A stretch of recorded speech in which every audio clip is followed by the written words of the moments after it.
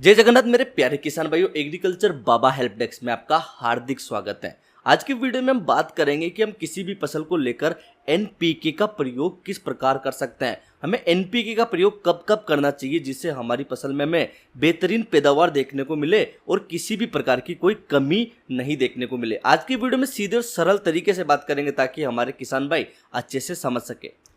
NPK इसका अर्थ होता है कि नाइट्रोजन, फास्फोरस और पोटेशियम का एक समूह होता है जो तत्व हमारी मिट्टी के लिए किसी भी फसल को पोषण देने के लिए बेहद आवश्यक होता है। आज हम धान की फसल को लेकर प्रमुख तौर पर बात करें क्योंकि अभी धान का सीजन चल रहा है। एनपीके नाइट्रोजन, फास्फोरस, पोटेशियम ये बहुत सारी फॉर्मुलेशंस में मार्केट में अवेलेबल है। अलग अलग कंडीशन में हम अलग अलग फॉर्मुलेशन वाला एनपीके हमारी फसल में डाल सकते हैं। अब हम यहाँ पर एक एक तत्व को लेकर बात करते हैं, अर्थात नाइट्रोजन, फास्फोरस और पोटेशियम में इसके एक एक तत्व को लेकर विस्तार से बात करते हैं। सबसे पहले हम बात करते हैं एन अर्थात नाइट्रोजन के बारे में। नाइट्रोजन की आवश्यकता हमारे पौधे को बहुत अधिक होती है क्योंकि जो पौधे को मुख्य तौर पर 17 पोषक तत्वों की आवश्यकता होती है उसमें से नाइट्रोजन बेहद आवश्यक और सबसे ज्यादा उपयोग में आने वाला तत्व है। तो विशेष तौर पर मैं आपको यहाँ पर रिकमेंड करूंगा कि नाइट्रोजन हमें एक साथ पूरा नाइट्रोजन नहीं डालना चाहिए। अर्थात जैसे कोई भी धान की फसल को लेकर हम चलते हैं तो हमें इसमें 3 से लेकर 4 बार में जो भी हम नाइट्रोजन कितनी भी मात्रा में हमारे खेत की आवश्यकता के अनुसार, नाइट्रोजन की कमी के अनुसार नाइट्रोजन डाल रहे हैं तो वो हमें उस प्रकार 3 से लेकर 4 हिस्सों में डिवाइड करके डालना चाहिए। जैसे हम बुआई के समय डाल सकते हैं, 10-15 दिन की अवस्था में डाल सकते हैं, 25-30 दिन की में डाल सकते हैं, 40 से 50 की में डाल सकते हैं, 60 दिन की अवस्था में डाल सकते हैं। मुख्य तौर पर बस एक चीज का ध्यान रखना है कि जब बालियां निकलने की अवस्था हो जाए उसके बाद हमें नाइट्रोजन हमारे खेत में नहीं देना है। इसका मुख्य कारण बताता हूं कि नाइट्रोजन को हमें इतने हिस्सों में क्यों डालना चाहिए, क्योंकि जैसे नाइट्रोजन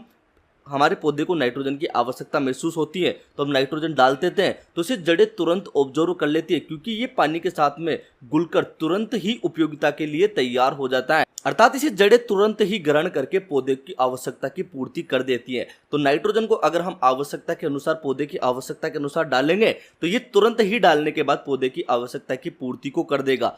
तो इसका अर्थ यह होगा कि नाइट्रोजन को हम टुकड़ों में डाल सकते हैं, अर्थात जब जब पौधे को नाइट्रोजन की आवश्यकता होगी तब हम इसकी पूर्ति कर सकते हैं। तो जो एनपीके का प्रथम तत्व है नाइट्रोजन, इसको हम कभी भी डाल सकते हैं।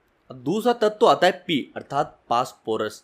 फास्फोरस हमें मुख्य तौर पर एक ही बार हमारी फसल में डालना चाहिए। अब इसका मुख्य कारण मैं आप लोगों को बताता हूं क्योंकि जैसे फास्फोरस हम हमारी मिट्टी में डालते हैं, बुआई के समय डालते हैं तो ये अन्य तत्वों के साथ मिलकर अपने कंपाउंड बना लेता है। जो भी पोषक तत्व है, आयरन, मैग्नीज, जिंक, कोई भी इसके साथ मिलकर अपने भूमि के अंदर कंपाउंड बना लेता है और ये कंपाउंड होते हैं, ये घुलनशील नहीं होते। अर्थात जैसे मान लो आपने अपनी फसल में डीएपी डाला अर्थात फास्फोरस डाला तो ये वहां पर अपने कंपाउंड बना लेगा और फसल को उस समय उपलब्ध नहीं होगा जिस समय आपने डाला। जैसे आपकी फसल को 30 दिन बाद या फिर 20 दिन बाद या 15 दिन बाद इसकी फास्फोरस की आवश्यकता है और आप आज फास्फोरस डाल रहे हो तभी ये उसकी पूर्ति वहां पर अच्छे से कर पाएगा, ना कि जैसे मान लो आपकी फसल को 30 दिन की अवस्था में फास्फोरस की आवश्यकता है और आप उसी अवस्था में उसी समय अपने खेत में फास्फोरस दे रहे हो तो ये उसे उस समय नहीं मिल पाएगा। अर्थात ये 50 से लेकर 60 दिन की अवस्था में आपकी फसल को फास्फोरस मिल पाएगा। जहां तक आपकी फसल में जो मुख्य तौर पर फुटान की अवस्था होती है उस समय आपको फास्फोरस नहीं मिल पाएगा। तो मुख्य तौर पर जैसे इसके मिट्टी में कंपाउंड बन जाते हैं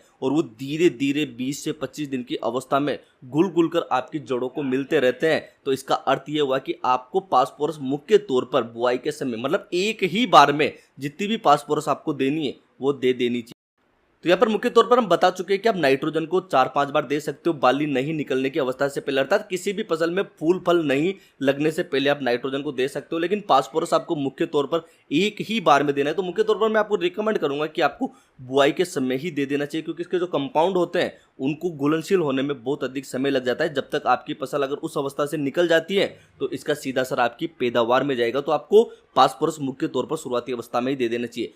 अब यहाँ पर मुख्य तौर पर हम बात करेंगे पोटेशियम की। पोटेशियम का भी जैसे फास्फोरस वाला सिस्टम है वैसे ही सिस्टम होता है। ये भी एक तरह से लेयर में जाके कणों के रूप में एकत्रित हो जाता है और मुख्य तौर पर जड़ों को शुरुआती अवस्था में नहीं मिल पाता। अर्थात आपके पौधे को अगर पोटेशियम की आवश्यकता है तो यह आपको पहले ही डाल देना चाहिए जिसे हम फास्फोरस डाल रहे हैं। अर्थात बुआई के समय आपको पोटेशियम भी डाल देना चाहिए क्योंकि ये भी पूर्ण रूप से घुलनशील नहीं हो पाता है और धीरे धीरे घुल के आपकी जड़ों को मिलता है। तो मुख्य तौर पर आपको पोटेशियम भी पहले ही डाल देना चाहिए। जो एनपीके हमने बताया इस प्रकार आप इनका प्रयोग कर सकते हो। यहाँ पर मुख्य तौर पर बात करते हैं कि एनपीके का स्प्रे में हम किस प्रकार उपयोग कर सकते हैं, क्या स्प्रे से हम इन तीनों तत्वों की जो पूर्ति है वो कर सकते हैं। तो मुख्य तौर पर अगर आपने अपने सोइल में इन तीनों की एक सामान्य पूर्ति कर दी तब ही आप स्प्रे में इनकी पूर्ति कर सकते हो। अर्थात आपने अगर इनकी सोइल में अच्छे से पूर्ति नहीं की और फिर आप स्प्रे कर रहे हो तो जो स्प्रे में जैसे मान लो पत्ती के जो छिद्र होते हैं, मुख्य तौर पर इन तीनों को एक साथ पत्तियां ऑब्जॉर्व नहीं कर पाती है, जिससे इनकी जो कमी है वो पौधे में मुख्य तौर पर स्प्रे से आप पूर्ण रूप से